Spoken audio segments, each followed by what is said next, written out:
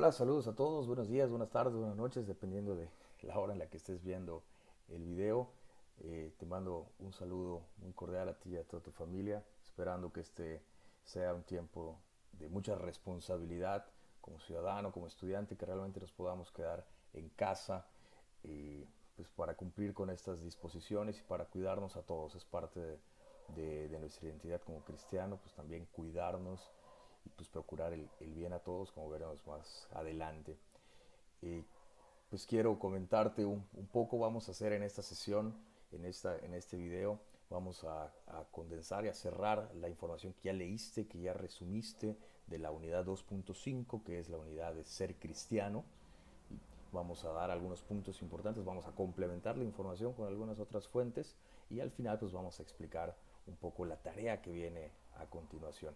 Agradezco también tu paciencia, es la primera vez que hago este tipo de clase, este tipo de videos. Seguramente hay otros profesores mucho más experimentados y más avanzados, pero pues permíteme también compartir esto y ten la certeza de que vamos con calma en las tareas y vamos con al ritmo que a ustedes se les acomode. Entonces, pues, dicho esto, empezamos pues.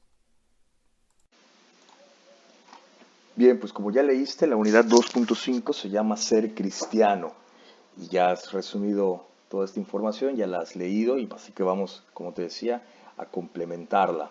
Fíjate, cuando hablamos de ser, nos referimos primordialmente a la identidad. Por ejemplo, si hablamos de ser mexicano, pues nos hablamos a la identidad del mexicano, que lo identifica su lenguaje, su cultura, sus tradiciones, etcétera. Cuando hablamos ser de otro país, o ser americanista, o ser cruzazulino, o ser del Real Madrid, bueno, se refiere a colores, cultura, pasión, etcétera. Cuando hablamos propiamente de ser cristiano, nos referimos así como que el ADN de, del cristianismo propiamente. Ya viste algunas características de las anteriores religiones que ya estudiaste, pero pues esta vez queremos centrarnos en el cristianismo. Y las tres cosas, al menos desde esta dimensión que lo caracterizan, son estas tres que llamamos virtudes teologales. La fe, la esperanza y la caridad. Son virtudes porque nos llevan justamente a hacer el bien, son hábitos repetidos que nos han llevado a hacer el bien, pero son además teologales porque nos vienen de Dios. Ciertamente implica un esfuerzo humano, pero ante todo, la primordial fuente de donde nos vienen estas es de Dios. Y vamos a hablar de cada una de ellas, complementando también lo que ya leímos en el documento que leímos. La primera de ellas y la primera que vamos a hablar es sobre la fe. Y antes de hablar de esto, pues el libro distingue entre creencia y fe.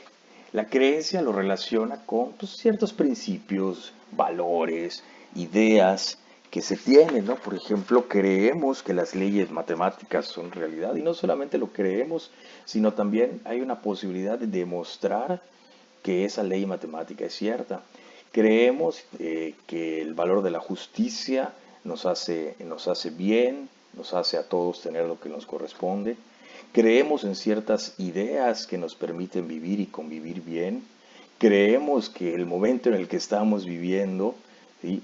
Por esta infección del coronavirus, por esta situación, pues le creemos también a los expertos que nos hablan de su conocimiento en el tema y nos dan esas recomendaciones. Por eso la creencia se distingue particularmente porque está en el ámbito del conocimiento. Por el contrario, la fe implica adhesión, adherirse a alguien. Adherirse es pegarse, estar junto con, estar en relación con alguien. Y esa relación pues es con una persona, no con una idea, no con una cosa, no con un libro, no con una idea filosófica, sino con una persona. ¿Sí? Y es en este sentido, por ejemplo, el Papa Benedicto XVI en el 2005 escribió su primera encíclica, Nota Cultural. Una encíclica es una carta que escribe el Papa de su propia autoría y la dirige a todos los creyentes. Y el Papa decía en esta primera encíclica que escribió en el 2005 una frase que personalmente a mí me ha pegado muchísimo. No se comienza a ser cristiano por una decisión ética, o una gran idea, sino por el encuentro con un acontecimiento, con una persona que da un nuevo horizonte a la vida y con ello una orientación decisiva. Lo explicamos. No se trata, no decimos ser cristianos porque después de analizar todas las ideas del judaísmo, del budismo, del ateísmo y del cristianismo, pues concluyo que tienen las mejores ideas, ¿sí? O concluyo que aquí es donde puedo hacer más bien, esa sería una decisión ética. Sino el que comienza a ser cristiano, lo comienza a hacer porque se ha encontrado con una persona con P mayúscula que da un nuevo horizonte a la vida. Y esa persona es Jesucristo. El comienzo de ser cristiano es a través del encuentro con Cristo. El libro comenta ciertamente de estas experiencias cumbre que nos hacen darnos cuenta o hace a la gente darse cuenta de que pues toda su vida, sus creencias, sus principios, todo lo que la vida lo ha llevado, pues le hace descubrir la acción de Dios, la obra de Dios y la presencia de Cristo en su vida. Y es por eso que estas experiencias cumbre nos hacen darnos cuenta, una de dos, o convertirnos al catolicismo o reafirmar nuestro catolicismo. ¿Qué tipo de experiencias cumbre? No significa encontrarnos necesariamente a Dios en una montaña como sucedió con Moisés, sino, por ejemplo, un retiro, unas misiones, algún testimonio de una persona, eh, estas campañas que se hacen seguidamente sobre los 40 días por la vida, y muchas otras situaciones que nos ponen para darnos cuenta, hacen un alto en nuestra vida y nos permiten darnos cuenta, híjole, aquí detrás de todo esto hay alguien más, no algo, sino alguien más. Y esa es una experiencia que nos mueve a reafirmar nuestra fe o en el caso de otras personas a convertirnos a la fe cristiana.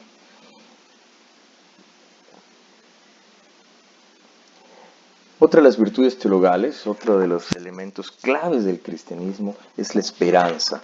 La esperanza está definida, según CatholicNet y el Catecismo de la Iglesia Católica, como una virtud teologal en la cual deseamos a Dios como bien supremo, o sea, el mayor de todos los bienes, y confiamos firmemente en alcanzar la felicidad eterna y los medios para llegar a alcanzarla. Desglosándolo un poquito, queremos y deseamos a Dios como bien supremo, es decir, no necesitamos nada más. Y procuramos firmemente alcanzar la felicidad eterna y los medios para ello, es decir, comportarnos adecuadamente, hacer el bien, seguir los mandamientos, buscar la justicia, el orden, la rectitud, ser obedientes, etc. Tiene algunos efectos la esperanza.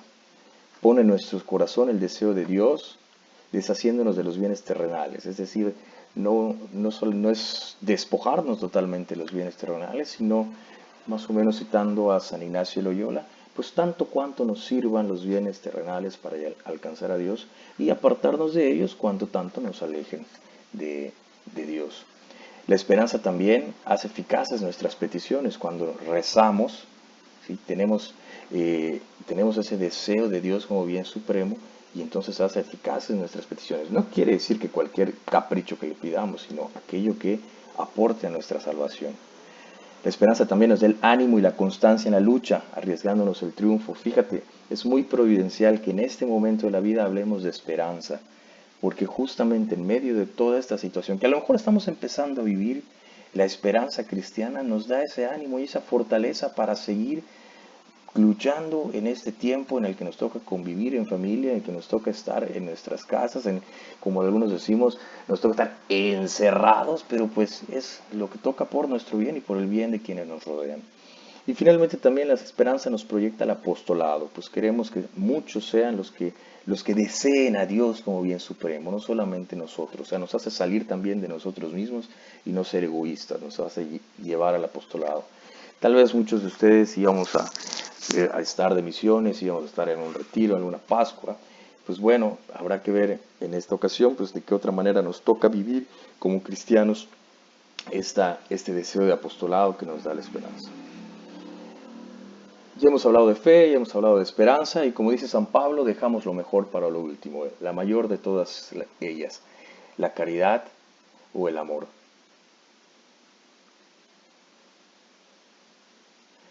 La caridad lo podemos ver simplemente como amor en acción. La virtud por la que podemos amar a Dios y a nuestros hermanos por Dios. Por la caridad y en la caridad, Dios nos hace partícipes de su propio ser, de su propia identidad. Su propia identidad que es el amor. El amor nos viene de Dios. Y con ese amor que nos es dado, amamos a los demás. Por eso decimos allá, por su caridad y en la caridad de Dios, participamos de su amor. Él es propiamente el amor, como dice San Juan. Y nosotros al adherirnos a Él por la fe, participamos también de su amor y amamos a los demás. El amor nos viene de Dios. A veces puede resultar muy contradictorio decir es que yo amo según mis propias fuerzas. Ciertamente el amor implica mi propio esfuerzo, pero sepamos y creamos y tengamos la fe de que cuando amamos bien, es Dios quien ama a través de nosotros. Hay algunos santos que dicen, ¿qué tanto amas a Dios? Pues amas a Dios en la medida que amas a tu prójimo. No podemos decir, amo a Dios, pero soy indiferente con el que está a mi lado. Y no solamente me refiero al Señor o a la señora que está en la calle, sino a todo aquel que merezca algo bien de nosotros. Nuestra familia, nuestros amigos, nuestros compañeros, nuestros conocidos y nuestros desconocidos. En la medida en que amamos al prójimo, amamos a Dios. Es una relación recíproca. 4 notas, 4 características del amor que resalta el texto, aunque podemos hablar de mucho. El texto comenta que el amor no tiene fronteras, nos llega a todos. Y miren qué padre es, por ejemplo, traigo a la memoria aquellos casos en los que hemos presenciado desastres naturales, como terremotos, como huracanes, en donde la fuerza del amor de Dios llega hasta los más necesitados a través de nosotros. Cuando nosotros hacemos alguna buena acción, cuando recopilamos despensa, cuando recolectamos donativos, pues llega a todos nosotros. Pero no solamente en lo material, sino también pues, en los bienes espirituales. Por eso el amor no tiene fronteras. Dice también el texto que el amor todo lo espera. Y esto no significa que se soporten las injusticias, que simplemente perdonemos ante cualquier injusticia, sino buscamos actuar en pro de ellas, o sea, buscamos remediar en el amor aquellas situaciones que no sean convenientes para nuestros hermanos. El amor no es rutinario, no puede ser rutinario. Hay un cuento, una de esas parábolas, metáforas en internet, que al amor el único que lo puede vencer es la rutina, el caer en lo mismo. Por eso el amor debe ser siempre nuevo, fresco, ante nuevos retos, nuevas formas de amor. El amor también es desinteresado, híjole, y hablar de amor desinteresado en unos tiempos en que la economía parece dominar todo, pues es muy difícil por no querer recibir algo a cambio o hacer las cosas desinteresadamente. Sin embargo, el amor verdadero, el amor real es desinteresado. Hay otra manera de definir el amor que es hacer el bien sin mirar a quién, desinteresadamente. Y buscar el bien del otro desinteresadamente. Y finalmente, el amor también todo lo vence. O como dicen los clásicos en lengua latina, omnia vincit amor. El amor todo lo vence.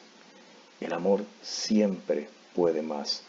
Y permíteme mostrarte en este momento un video apasionante de una persona también apasionada en el amor.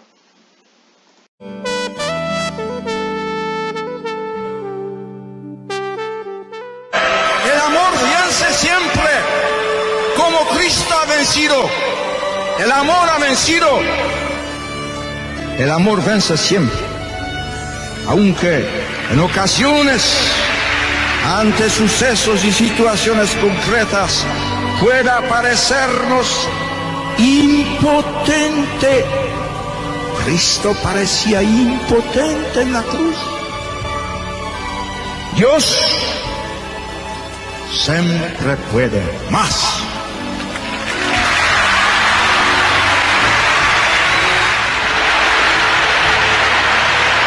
Cristo no está pidiendo que no permanezcamos indiferentes ante la injusticia, que nos comprometamos responsablemente en la construcción de una sociedad más cristiana, una sociedad mejor. Para esto es preciso que alejemos de nuestra vida el odio, que reconozcamos como engañosa, falsa, incompatible con su seguimiento toda la ideología que proclame la violencia y el odio como remedios para conseguir la justicia. ¿Qué te ha parecido? ¿A poco no es impactante la manera como lo expresa? Quisiera hacer énfasis en este momento muy particular de una de las frases que dice: aún en los momentos más adversos, Cristo puede parecer impotente, como parecía impotente en la cruz. Tal vez este sea un sentimiento que podamos estar experimentando en estos días. Si Dios es infinitamente bueno, si Dios es infinitamente amor, ¿por qué está permitiendo toda esta situación de crisis sanitaria, de enfermedad, de sufrimiento, de miedo, de incertidumbre? Tal vez te lo estés preguntando. Vale la pena detenerse a reflexionarlo, detenerse a orarlo, detenerse a platicarlo y a compartir esos sentimientos con quienes más cerca estés, sin perder de vista lo que dice el Papa: Dios siempre puede más. Y este tiempo de cuarentena, que también nos toca vivir en la Cuaresma, vale la pena preguntarnos qué quiere Dios de nosotros ante esta situación y qué va a sacar Dios de nosotros con esa situación. Muchos personajes de la Biblia han estado recluidos 40 días o un tiempo de 40. El pueblo de Dios, el pueblo de Israel, estuvo caminando 40 años en el desierto antes de llegar a la tierra prometida. Jonás estuvo 40 días y 40 noches en el interior de una ballena antes de prepararse para predicar a Nínive y convertir a Nínive. Jesús estuvo 40 días y 40 noches en el desierto antes de empezar su vida pública y proclamar el reino de Dios, de amor y de justicia a todos los que lo iban a escuchar. En el tiempo de 40, Dios siempre hace algo inmensamente bueno. ¿Qué está haciendo en ti? ¿Qué va a hacer Dios de ti en este tiempo? Bien, luego de este pequeño momento de reflexión, pasemos a las conclusiones del tema. En primer lugar, recordar: ser cristiano, su identidad proviene de un encuentro. No es por una idea, no es por una conclusión lógica, no es por un razonamiento, sino es por el encuentro con una persona, con Jesucristo. Ese encuentro nos lleva a seguirlo, a adherirnos a Él, a tener confianza. Eso es tener fe en lo que dice Jesús. Y esa fe implica relación personal con Cristo. Por la esperanza, que es otro elemento de la identidad, anhelamos lo que Cristo nos promete. Lo anhelamos y lo buscamos desde hoy. Y buscamos y actuamos y construimos el reino que nos promete desde hoy. Y finalmente, en el amor de Dios, amamos a nuestro prójimo, buscando su bien desinteresadamente, sabiendo que una civilización del amor es lo que transformará este mundo y nos llevará a la plenitud del reino de Dios. Bien, pues hasta aquí es el videito que he preparado para ustedes para cerrar esta temática. Posteriormente les explicaré la siguiente actividad sobre los testimonios de conversión, que ya está también más o menos explicado en el itinerario, pero me permitiré tener este momento para explicar la actividad. Les deseo a todos un buen día, que estén pasando un buen tiempo de cuarentena, y no te olvides: ¿qué quiere Dios sacar de ti? ¿Qué está haciendo Dios en ti en este tiempo? Saludos, paz y bien.